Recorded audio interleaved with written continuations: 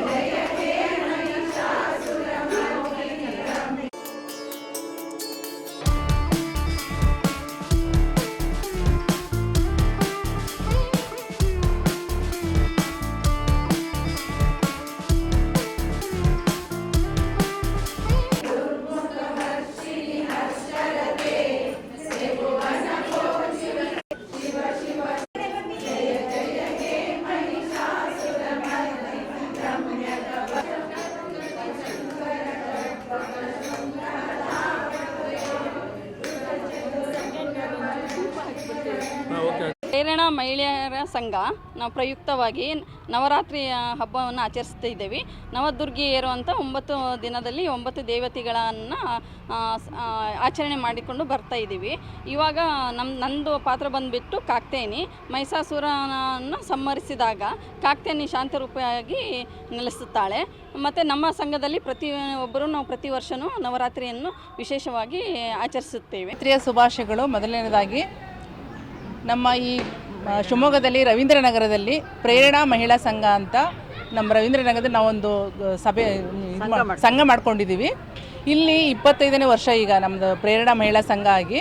ಇದು ತುಂಬ ಅದ್ಧೂರಿಯಾಗಿ ನಮ್ಮ ಪ್ರೇರಣಾ ಮಹಿಳಾ ಸಂಘದ ಆಡಳಿತ ಮಂಡಳಿಯವರು ತುಂಬ ಚೆನ್ನಾಗಿ ನಡೆಸ್ಕೊಡ್ತಾ ಇದ್ದಾರೆ. ಇದರಲ್ಲಿ ನಮ್ಮ ಪ್ರೇರಣಾ ಮಹಿಳಾ ಸಂಘದ ಸದಸ್ಯನಿಯರು 9 ನವದುರ್ಗಿಯರ ಅವತಾರವನ್ನು ಡ್ರೆಸ್ ಮಾಡ್ಕೊಂಡು ಬಂದಿದ್ದಾರೆ. ತುಂಬ ಚೆನ್ನಾಗಿ ಮಾಡ್ಕೊಂಡು ಬಂದಿದ್ದಾರೆ.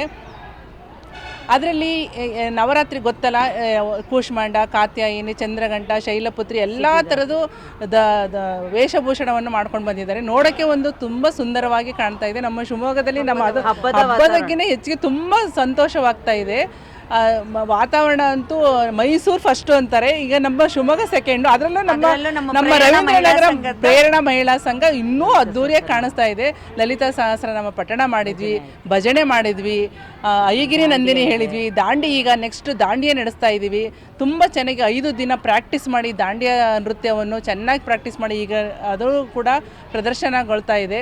ತುಂಬ ಚೆನ್ನಾಗಿ ಅಂದರೆ ಇಷ್ಟು ದಿನ ನಮ್ಮ ಮಹಿಳೆಯರು ಬರೀ ಮನೆ ಅದು ಇದು ಅಂತಂದೇಳಿ ಅದರಲ್ಲೇ ಮುಳುಗ್ತಾ ಇದ್ದರು. ಈಗ ನಮ್ಮ ಪ್ರೇರಣಾ ಸಂಘದ ಆಡಳಿತ ಮಂಡಳಿಗಳು ಇದೊಂದು ಅವಕಾಶ ಮಾಡಿಕೊಟ್ಟಿದ್ದಾರೆ.